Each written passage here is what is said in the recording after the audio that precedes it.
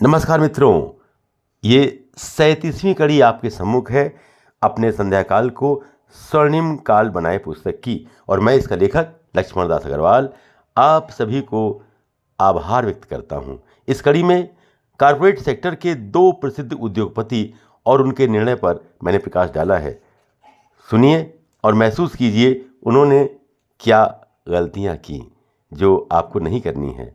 समय तो याद है ना, रोज शाम को 6:30 बजे प्रतिक्रिया दीजिएगा। धन्यवाद।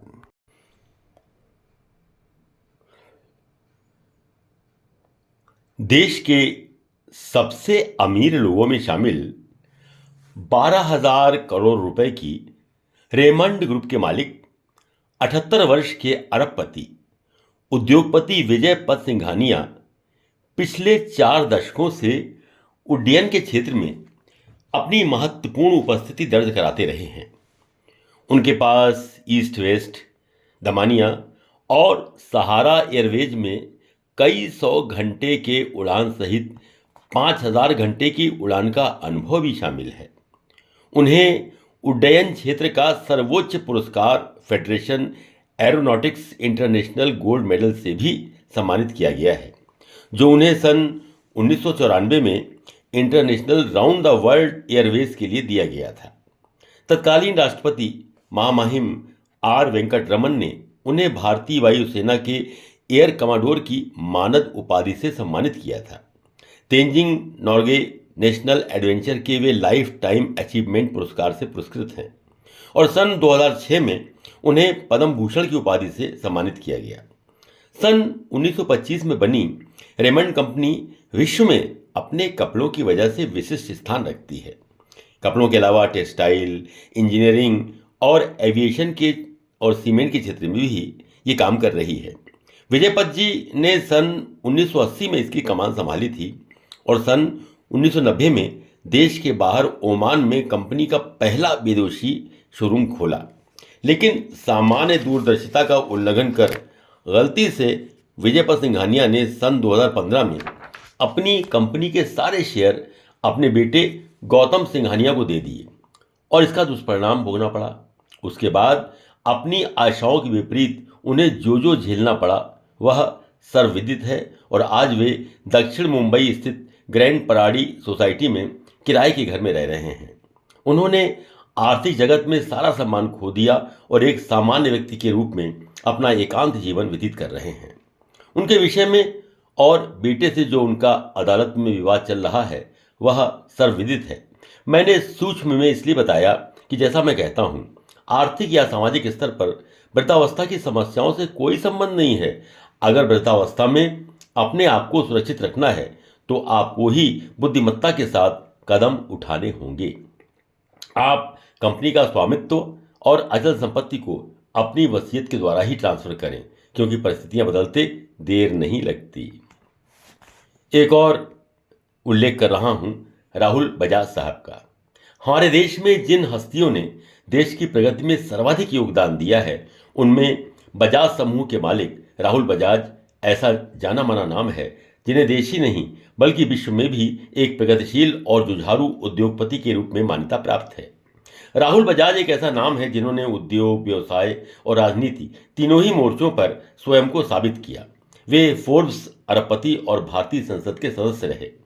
राहुल बजाज मुझे इसलिए याद आते हैं कि सफल बिजनेसमैन बनने के लिए उन्होंने सरकारी सहयोग के बिना अपनी कुशलता और परिश्रम से अपने उद्योग को ईमानदारी से बढ़ाया। उनके दादाजी श्री जमनालाल बजाज, जो गांधी जी के 5वें बेटे कहे जाते थे, उन्होंने एक स्टील मिल और एक चीनी मिल खरीदी और सन 1945 में उनके पिता श्री कमल नयन बजाज ने बजाज ऑटो की स्थापना की। 10 जून सन 1938 को बंगाल रेजिडेंसी ब्रिटिश भारत में जन्मे जमनालाल बजाज के बेटे कमल नयन बजाज के बेटे राहुल बजाज की शिक्षा दीक्षा बड़े ढंग से हुई।